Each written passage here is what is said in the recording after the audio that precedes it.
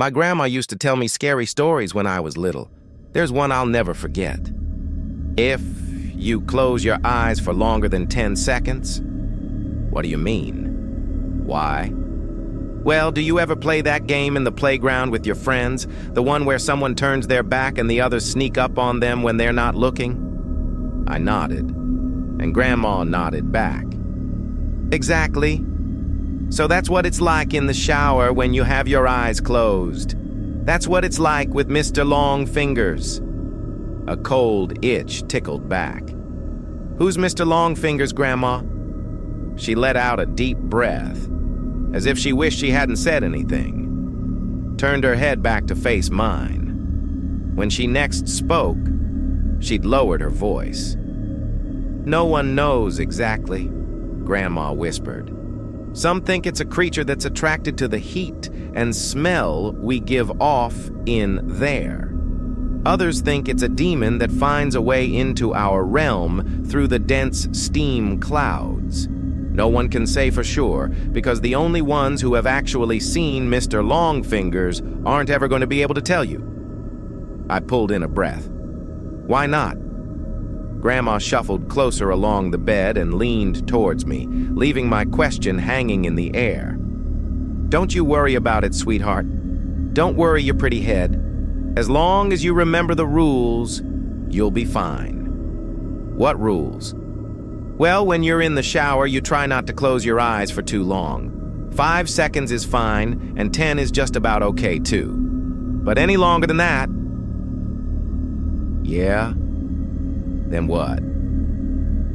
Well, any longer than that, and you may just start to feel something in the room with you. Something watching. And if you ever go longer than 15 seconds, that's when you might start to hear a noise, too. Hear what? The soft tap, tap, tap of fingers on glass. Fingers drumming against the glass door of the shower. If you do ever hear that noise, God forbid, will you make me a promise? What? Grandma?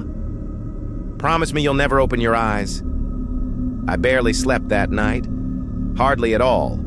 I'd close my eyes and try to relax, but every time I did, I'd imagine a face pressed against my bedroom window, staring in at me.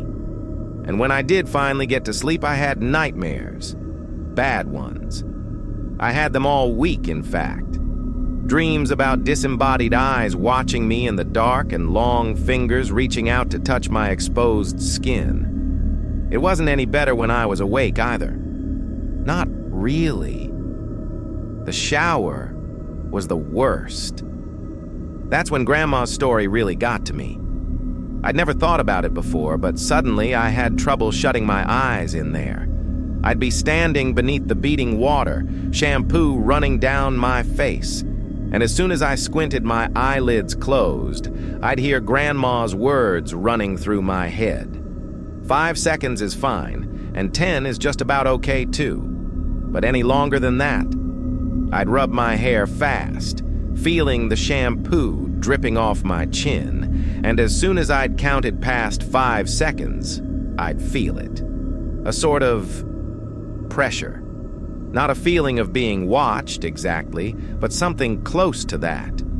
I'd run my fingers faster and faster through my hair, frantically trying to get the suds out, and the ready blackness behind my closed eyes, coupled with the rush of water in my ears, would feel like a held breath, like the silence before a scream. The seconds would race through my mind, and I'd be so desperate to open my eyes again that I'd sometimes do it before my hair was rinsed fully clean, and my eyes would sting with shampoo. But before I shut them again, I'd always be sure to peer out through the steamed glass door of the shower cubicle, just to make sure I was still alone. It wasn't long before Mom realized something was up. She heard me crying out in my sleep one night and came in to comfort me. Asked me what the matter was, and it all came out. I told her about Grandma's stories and about Mr. Longfingers. She got this look on her face when I was telling her, like she used to get with me when I'd made her really mad. This wide-eyed, angry look. Only this time she wasn't angry with me. She was angry with Grandma. My parents' room was next to mine, and sometimes if I pressed my ear against the wall, I could hear them talking in there. Soft whispers. That night, though, after Mum was satisfied I wasn't scared anymore and she'd gone back to her room, the whispers weren't soft at all. Oh no. I heard Mum hissing to Dad about Grandma, about the story she'd told me. Mum's voice floated through the wall, sharp and crisp. "You know what your fucking mother said to him now, don't you, Simon?" Dad's response was an unintelligible mutter. "She's told him there's a monster that'll get him if he shuts his eyes in the shower." A monster? The poor kid's been having nightmares about it all week. Seriously, Simon, you'd better say something to her tomorrow morning, first thing. Or I will. Grandma came to visit me in my room the following night. That time, as she perched on the end of my bed, there were no stories. Nothing like that. Grandma just sat there and stared down at me, her blue eyes wide and sad. The light from the moon outside my window lit up her wrinkled face. "You know I'd never let anything bad happen to you, don't you?" she said after a moment. I nodded my head. "I know, Grandma. You know I wouldn't let you come to any harm." I nodded again. "Okay, good. That's good." She looked away from me for a moment, out the window. "You know, the things I tell you in the evening are meant to help you, sweetheart. They're meant to toughen you up a bit, protect you." She paused and shook her head. "But maybe your mom's right. Maybe I went too far this time." She looked down at me and smiled. But even then, even though I was only 10 years old, I could tell it didn't quite reach her eyes. "I'll tell you what," Grandma said. "You know what I told you about Mr. Longfingers and the shower? Well, I'm going to make sure you're safe. I'll scare the bastard off, how about that? It won't come back in a hurry if it has to face me." I stared up at Grandma, watching her face glow in the moonlight, watching her smile down at me. I nodded my head once. I was the one who found her. I don't know when exactly it happened, but I'd guess it was about a week after we had that talk in my room.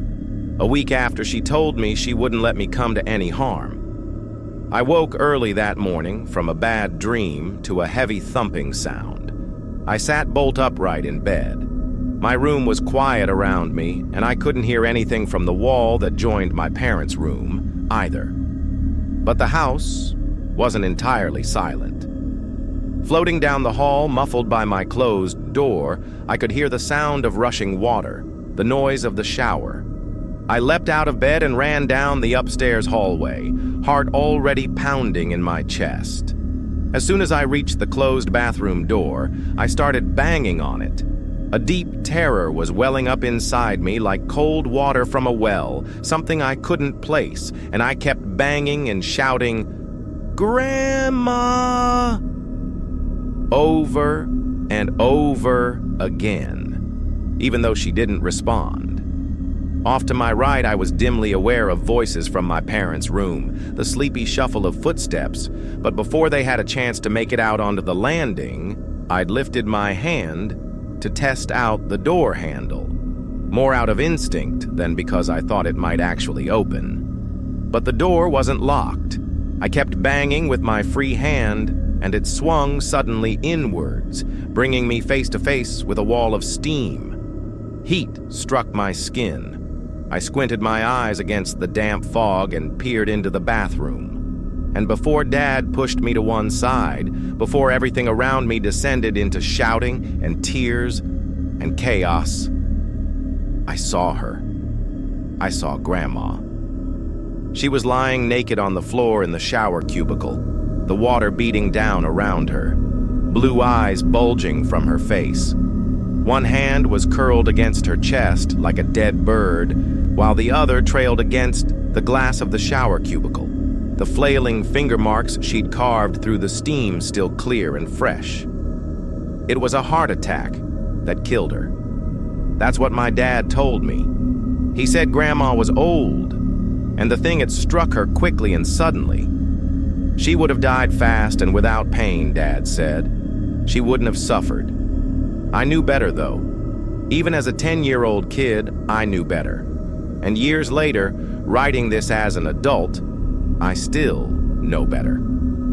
I also know my wife and kids resent me for refusing to have a shower in the house, for insisting everyone take baths. They pretend it's okay, and they humor me. But I can tell they don't really understand it. Not at all. My wife thinks she does. She thinks I still carry the trauma of seeing my grandmother dying in front of me when I was little. I guess she's right in a way. But she doesn't know the full truth. Nobody does. And no one would believe me, even if I told them. No one would believe me if I said the reason I don't take showers, the reason I haven't had one since I was 10 years old, isn't because I'm scarred from the sight of a dead body.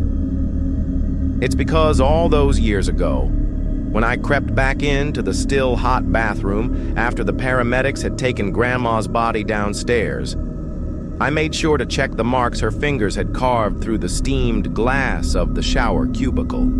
And those marks weren't just on the inside. It's starting to come back to me, slowly, bit by bit. I don't know if it was opening up about my grandma's other bedtime story that did it, or the fact my wife finally persuaded me to try counseling. But whatever the reason, the memories are returning. Memories from my childhood, memories of Grandma, memories of the stories she used to tell me before I went to sleep. See? I always knew there were others. Other tales that scared me when I was little. But the time before I was a teenager is like a dark landscape. Only a few small patches are lit up. It's getting clearer now, though. The shadows that litter that black land are finally being forced to retreat. The thing is, I'm not sure I want to see what they've been hiding. I must have been around 7 years old when Grandma told me about the special knock. I was tucked up in bed at my parents' first house in my little room at the back at the time. Grandma was perched by my feet.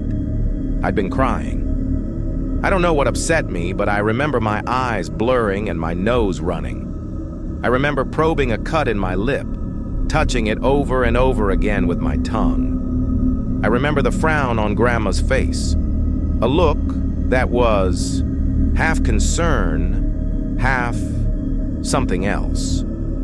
After she'd grabbed a tissue for me and wiped my face, she got up and walked away from the bed, wandered over to the cupboard on the opposite side of my room. I remember that cupboard well. Before we moved to our second home, that cupboard was the source of many sleepless nights for me. Many nightmares. I used to imagine all sorts of things about it. I'd lie awake, sometimes for hours, and I'd have to keep peeking my eyes open to check the cupboard door was still closed, to make sure it was shut tight. See? Whenever my eyes were closed and I heard a creak somewhere in the house, I'd imagine it was the cupboard door. That something on the far side was trying to open it, ever so softly, so it could come and get me while I slept. I'd never told anyone about this fear. Even at 7 years old, I knew it was stupid. Baby stuff. But as I watched my grandma stop in front of the cupboard and lean her wrinkled cheek against the wood, I felt myself growing tense all the same. Even though the lights were on, even though there was an adult in the room with me. And when Grandma closed her eyes and started whispering, I had to fight back the urge to shout for my parents. Grandma? I could hear the uncertainty in my voice. Grandma, what are you doing? For a few more seconds, she didn't respond. Just kept her eyes closed and kept muttering. Then, abruptly, she turned to face me again, smiled. And when she came back and resumed her usual position at the foot of my bed, I knew it was story time. Did I ever tell you about the special knock, sweetheart? I shook my head. No? Well, maybe I was waiting until you were a bit older. The special knock can be wonderful. It can lead you to see things you wouldn't even be able to conjure up in dreams. But it can also be, well, dangerous. Grandma glanced away from me towards the bedroom door. Maybe it's one for another time, in fact.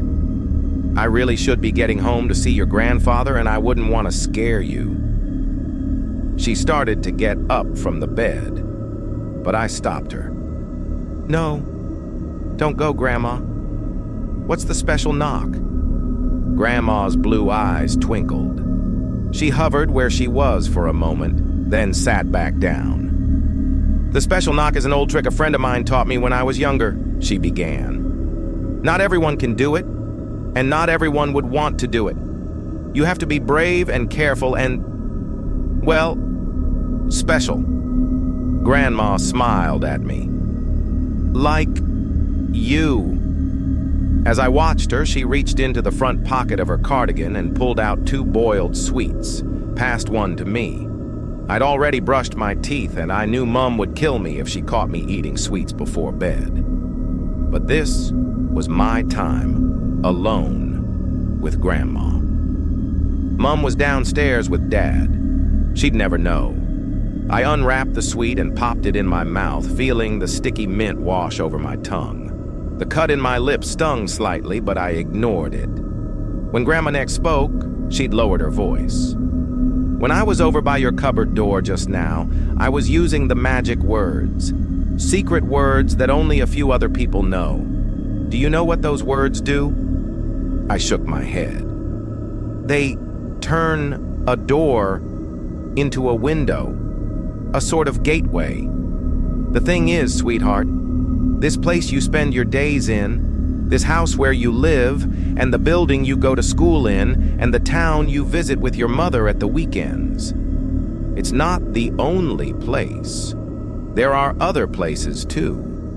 And if you use the special knock on that cupboard door of yours now that I've whispered the magic words to it, you'll see them. You'll be able to see those other places for yourself. I stared at Grandma, concentrating on her words, absorbing them. Mint flooded my mouth, but I forgot to swallow. Now listen to me very carefully, Grandma continued, because this is the important bit. The way you open the window is by doing the special knock, but you have to get it right. 7 knocks on the door, that's what you'll want. 7 knocks, no more, no less. Then you open it. You won't be able to step through, but you'll have one heck of a view, all right? I swallowed. A view of what? I don't know its real name, but the woman who taught me the special knock had her own name for it. She called it the lunar plane. 7 knocks takes you to the lunar plane. I could try and describe it to you, sweetheart, but I honestly don't think I could do it justice. You just have to see it for yourself. All I'll say is, it's the most beautiful thing I've ever seen in my life. And trust me, I've seen plenty. Grandma plucked the sweet wrappers up from the duvet, put them back in her pocket. She put her hands on her legs, as if bracing herself to stand. Then she paused. How many knocks did I say? 7, Grandma. That's right. 7. Don't forget it either. If you get the wrong number and then open the door. She glanced across at the cupboard and frowned. Well, just make sure you don't get the wrong number, okay? Okay, Grandma. And will you make me a promise? What? If you do somehow knock the wrong number of times, especially if that number happens to be 13, or something close to it, then whatever you do, don't open the door, okay? Don't open it, no matter what you hear on the other side. The last thing you want is to open a gateway to the Blacklands. I felt icy fingers down my back. I glanced across at the closed cupboard door in the shadows at the far end of my bedroom. What's the Blacklands? Grandma stood up and wandered over to me, leaned down and gave me a kiss. You don't want to know, she whispered. I spent the next week avoiding the cupboard. I didn't go anywhere near it. Tried not to even look in its direction. Did my best to push Grandma's story as far out of my mind as I could.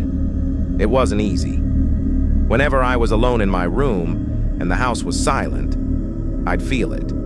A sort of pull. Like when someone tells you not to look at something and suddenly all you want to do is take a quick peek. The feeling was sort of like that. But it was different too. Stronger. Sometimes when I was lying in bed at night, I'd feel the cupboard almost like a weight in my mind. A heavy static energy. It made me restless. Made me want to scrunch up my fists and grit my teeth. When I turned away from the cupboard, my skin itched. Like the pores had tiny, invisible bugs in them. It made it hard for me to sleep. And when I did sleep, I had dreams. Sometimes the dreams were pleasant, floaty ones. I'd dream I was on a cloud, hovering through multicolored planes of light, flying through an endless sea of stars.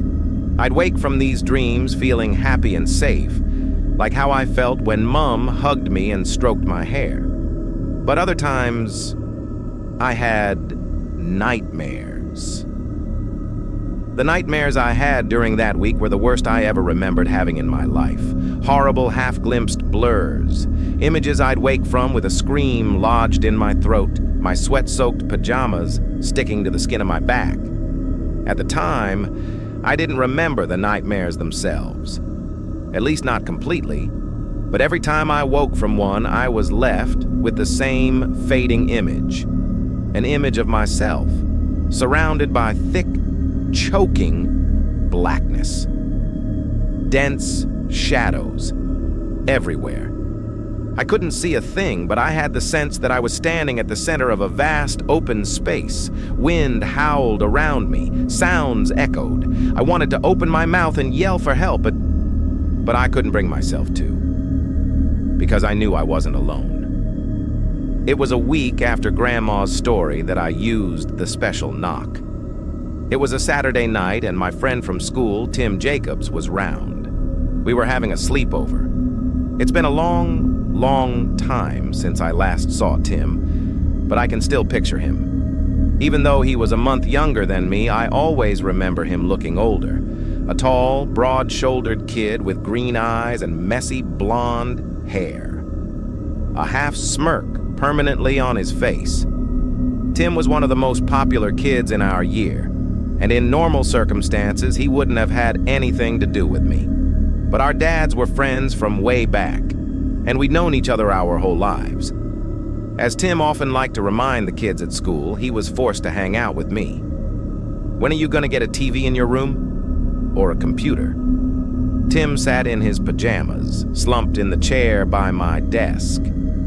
He was fiddling with my desk lamp, switching it on and off.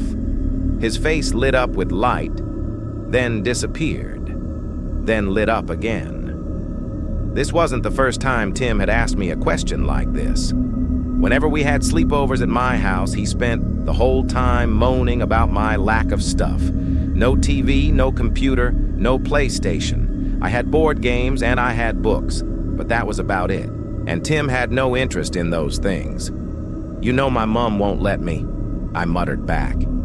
It was 10 p.m., and we were both speaking in half whispers. We'd been told to go to sleep at 9 p.m., and Mom had already been up to give us one warning for talking. I knew from past experience that one warning was all you wanted to get. Mom had a short fuse, and she wouldn't be above grounding me if I wasn't careful. I knew we were safe if we kept our voices low, though. Mom and Dad were both downstairs in the lounge, watching TV. Some film. The faint, tinny sound of laughter drifted upstairs every now and then. As long as we weren't too loud, they wouldn't hear us. I glanced warily at Tim, who was still fiddling with the lamp.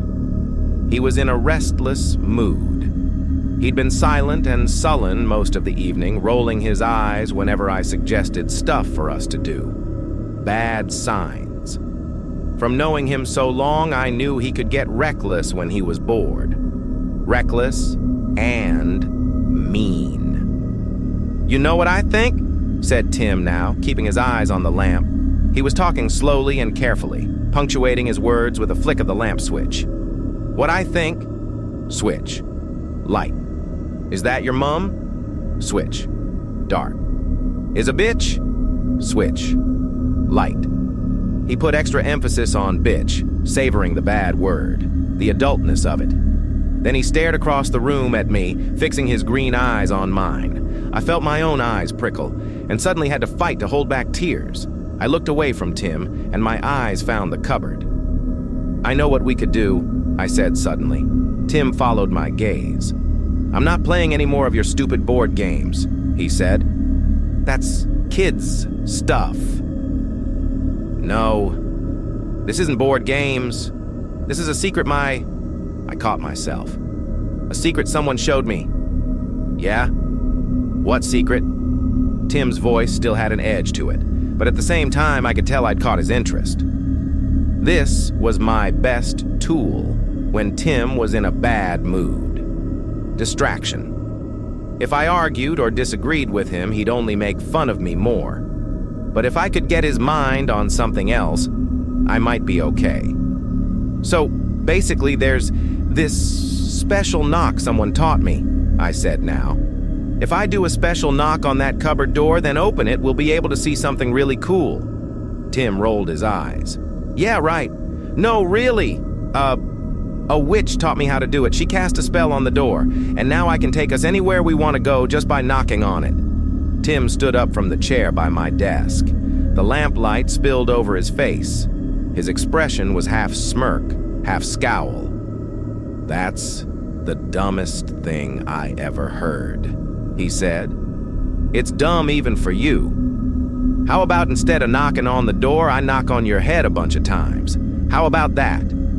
He took a step towards me, and I panicked. "Well, if you're too scared to try it, I'll understand." This was a big risk, and I knew it. But as soon as the words were out, Tim paused. "Why the hell would I be scared? I'm not scared of nothing." I shrugged. "Well, the spell the witch did is dangerous. Really dangerous. Like, if we get the number of knocks wrong, and I do more than I should, we could go someplace bad." Tim glanced across at the cupboard door, then looked back at me. His face was hard to read. "Wait, so how many knocks is it meant to be then?" "7, I said quickly. 7 takes us to this awesome place. But the witch told me that if we get the knocks wrong, especially if we get close to 13 or something like that, then the door opens someplace different, someplace scary." Tim was no longer scowling. He looked across at the cupboard door again, a slight frown on his face. After a few more seconds, he shrugged his shoulders. "Okay. Go on then. Let's try it." The brief wave of relief I felt was extinguished as soon as I turned to the cupboard door. It stood a few feet away from me, just outside the glow of the desk lamp. In the shadows. It seemed stupid to think that the cupboard wasn't anything more than just a cupboard. Baby stuff. But then again, as I looked at it, I remembered the dreams I'd been having all week. The nightmares. And Grandma's words from the previous weekend floated back to me. If you get the wrong number, and then open the door. Grandma hadn't had her storytelling face on when she'd warned me about getting the number wrong. She'd had her serious face on. I was sure of it, as though she really meant what she was saying. And what was it she'd said about 13 knocks? If you do somehow knock the wrong number of times, especially if that number happens to be 13, or something close to it, then whatever you do, don't open the door, okay? Don't open it, no matter what you hear on the other side. I shivered. Still, that was all right, wasn't it? I'd just have to make sure I only knocked 7 times. I'd count as I went. Easy peasy. I pulled in a deep breath and stepped towards the cupboard. Felt Tim's eyes on me. From downstairs, at the edge of my hearing, I caught laughter floating up from the lounge. "It's okay," I told myself. "Your parents are just downstairs. And besides, nothing's really gonna happen, is it? Grandma can't really turn doors magic." "Get on with it," said Tim. "If you're going to do your special needs knock or whatever the hell it is, then do it, okay? Don't just stand there." I ignored him. By now, I was directly in front of the cupboard door. I could feel that tingle again, too, that pressure. Beneath my pajamas, my skin was all goosebumps. It might only have been the slight chill in my bedroom and nothing more than that. But then again, I knew it was more than that. I could feel it in my mind. A heaviness that was like the start of a headache, a pull behind my eyes as I reached up and made my right hand into a fist. It felt like I was no longer in control of my body. Knock. I struck the wood with my fist, softly. The sound was dull and hollow. Knock. I felt Tim at the edge of my vision, moving up beside me. Knock. Somewhere in the distance, I heard a faint sound. Knock. At first, I thought it was noise from the TV downstairs, but knock. Then I thought it might be coming from outside my bedroom window and knock. Then it sounded as though it was all around me and knock. Finally, as my fist struck the door for the 7th time, I realized what the sound was. A whistle. A faint, low hum coming from inside the cupboard. The echo of my final knock faded, melting into the noise beyond the door. My skin tingled. I stepped forwards, almost in a trance, my hand reaching for the doorknob, and then I felt myself shoved to one side as Tim pushed past me. Bang! Bang! Bang! Bang! Bang! Bang! Before I had a chance to stop him or even so much as call out, Tim had thumped his fist against the door 6 more times, making the total number of knocks 13. Beyond the cupboard, the whistling sound stopped. Tim reached out and gripped the doorknob. "Don't!" My words were only a half whisper, but something in my voice made Tim pause. Still clutching the doorknob, he turned to look at me, and the grin on his face grew wider as he saw the fear on mine. When he next spoke, his voice was a parody of shock and concern. "Oh no. Did I get the special needs knock wrong? Did I make it all scary for poor Whittle Christopher?" Tim pouted out his lower lip. "Is Whittle Christopher scared of the big bad monsters in the cupboard?" I listened for the whistling noise beyond the door, for any noise beyond the door, but could no longer hear anything. "Don't open it, Tim. I'm serious." "Oh, you're serious, are you?"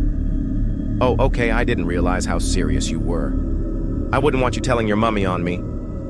Tim took his hand away from the door and rolled his eyes, turned away.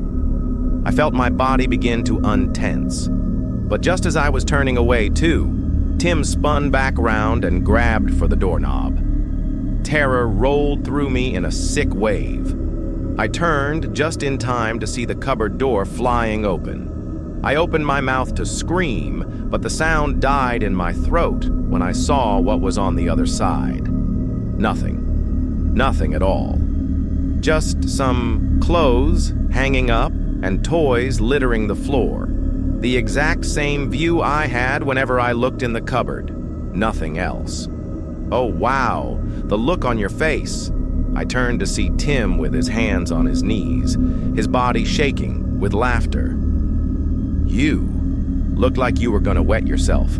Oh, Chris, the guys at school are gonna love this." I felt my cheeks burning. I turned away from Tim and stared into the shadows of the cupboard. Told myself I wouldn't cry. Told myself Tim would be gone in the morning anyway. I turned away from the cupboard and walked back across my room towards my single bed. "Where are you going?" "To sleep." "Oh, What's wrong, Christopher? Did your special needs cupboard not work? Shut up. I was halfway across the room by that point, but when the cupboard door slammed shut behind me, I jumped. I looked back and saw Tim standing in front of it, staring after me. No longer laughing. What did you just say? Just leave me alone, Tim. I'm going to sleep and you should as well. If you keep banging around, Mum's going to hear you and then we'll both get grounded. Tim's frown deepened for a moment and then faded. He glanced towards the bedroom door. As he paused to listen, I knew he could hear what I heard. Footsteps on the stairs. The TV had gone off and my parents were getting ready for bed. Tim looked back at me and shrugged.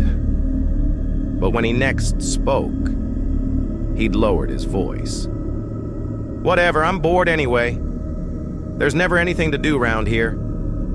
He made his way over to his sleeping bag, which was set up near the bedroom door.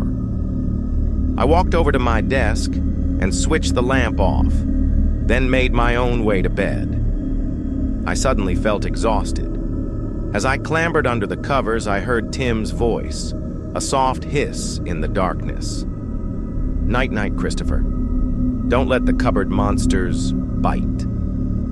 His laughter followed me into an uneasy sleep. It was a noise that woke me, a soft tapping, like fingertips drumming on wood. I had a vision of Tim at my desk, tapping his fingers against the surface while he switched the lamp on and off. But when I creaked my eyes open, the room was still dark, and my desk chair was empty. Tap, tap, tap, tap, tap, tap. I hadn't dreamed it. The sound was still there, constant and steady. Tap, tap, tap, tap, tap, tap. Coming from the far side of the bedroom, dread surged through my chest and stomach, forcing me fully awake. I lifted my head from my pillow, slowly, and peered into the shadows. Tim was standing in front of the cupboard, his back facing towards me, blonde hair sticking up in clumps, still messy from sleep. As I watched, he took a step closer to it, then another. Finally, he began to reach out a hand, as if in slow motion, for the cupboard's doorknob. Tim, I spoke in a low hiss. Tim, what are you doing? He didn't react, just kept reaching his hand out, his fingertips now inches from the door. Tap, tap, tap, tap, tap, tap. The sound was growing louder, more insistent. It was coming from inside the cupboard. As I kicked back the duvet and swung my legs out, Grandma's words raced through my mind. Whatever you do, don't open the door. Don't open it, no matter what you hear on the other side. Tim! I hissed his name again as my feet hit the carpet. He didn't react. From the way he was moving, I had the idea he might still be unconscious, either that or in some sort of trance. Tap, tap, tap, tap, tap, tap. Louder still. As I hurried across the room, Tim's fingertips found the doorknob. The tapping sound stopped. I skidded to a stop a few feet from where he stood, terror rooting me in place. Tim! Don't! He half stirred. I saw his head move, turning slightly towards me.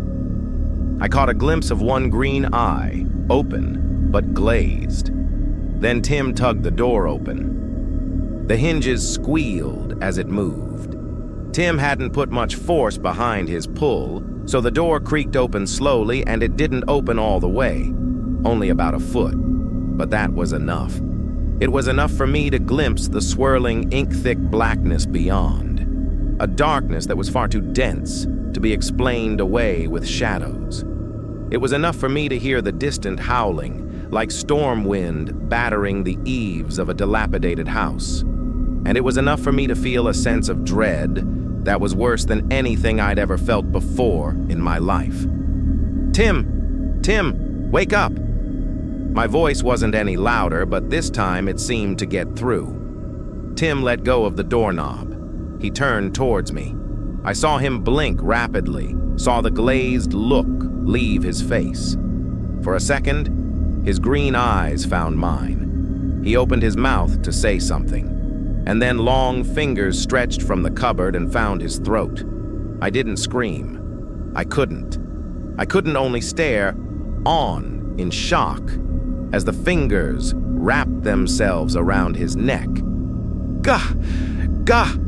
Tim tried to speak, but he couldn't. He could only make the same strangled noise like a baby struggling to make itself understood. Gah! Gah! Gah!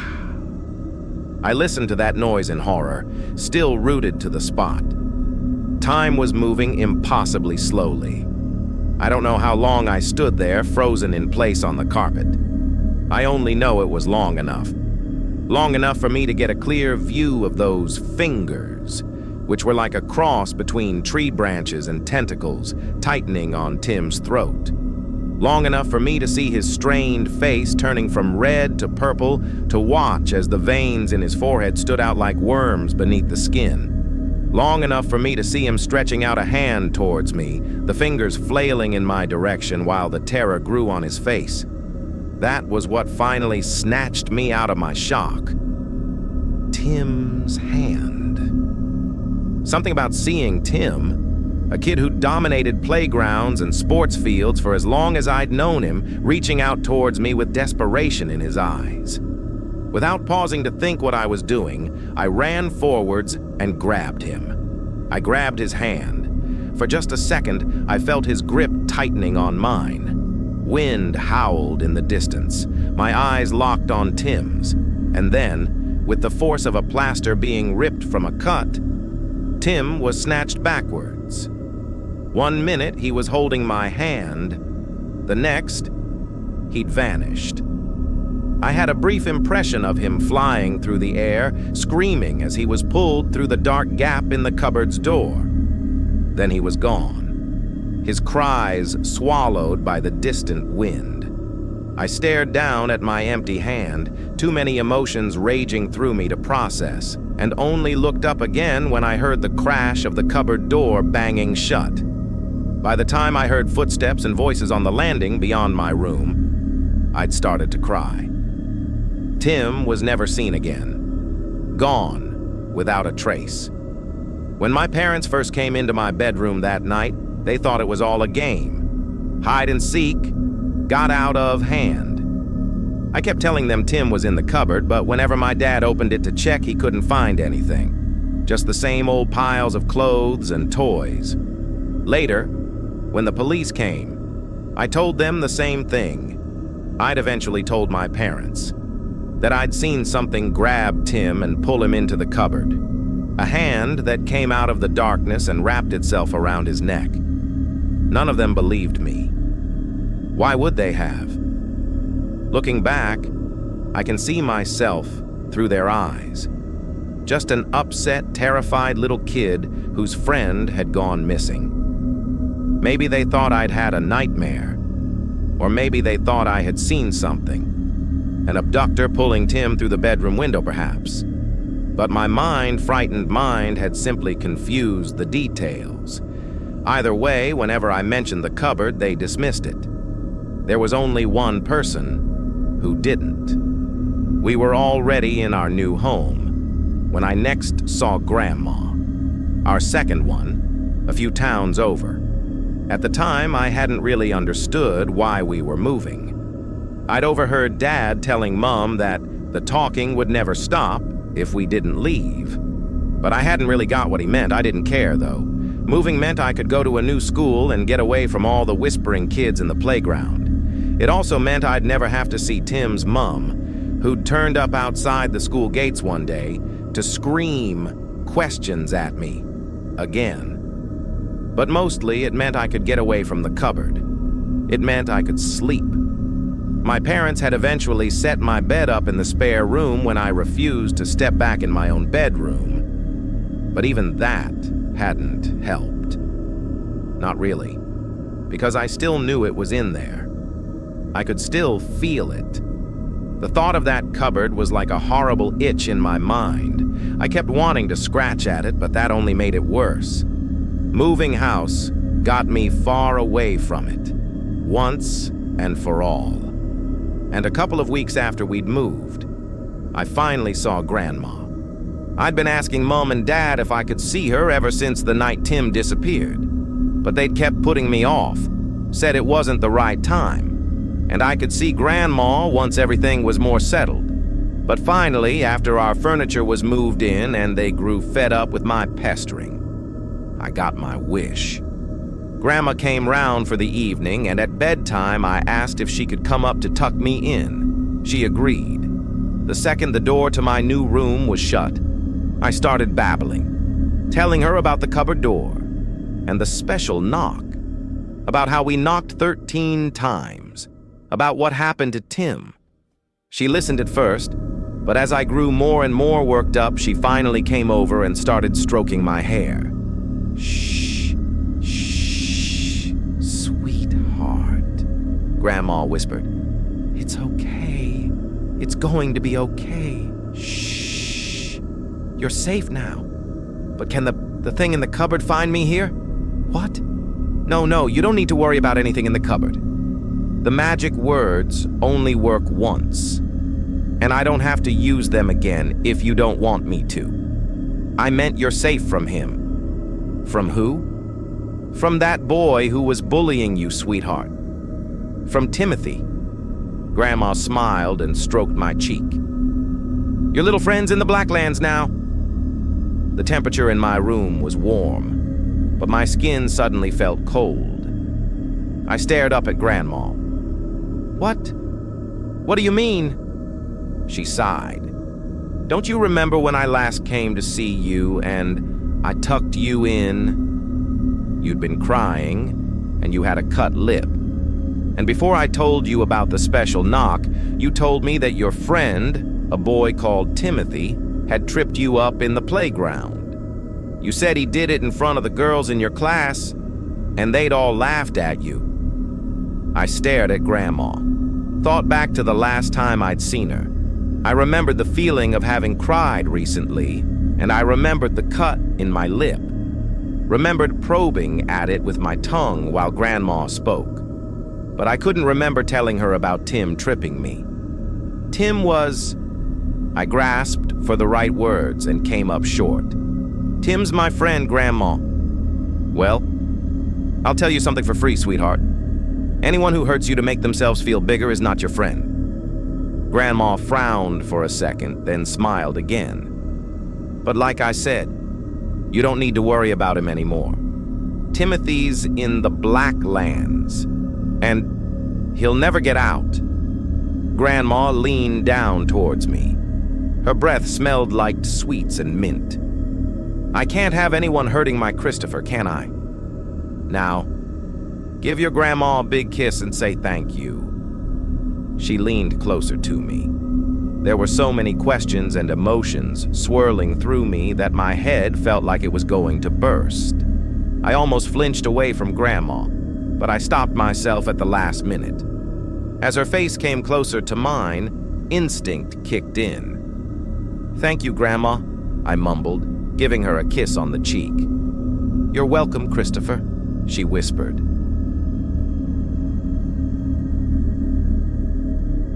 Like and subscribe.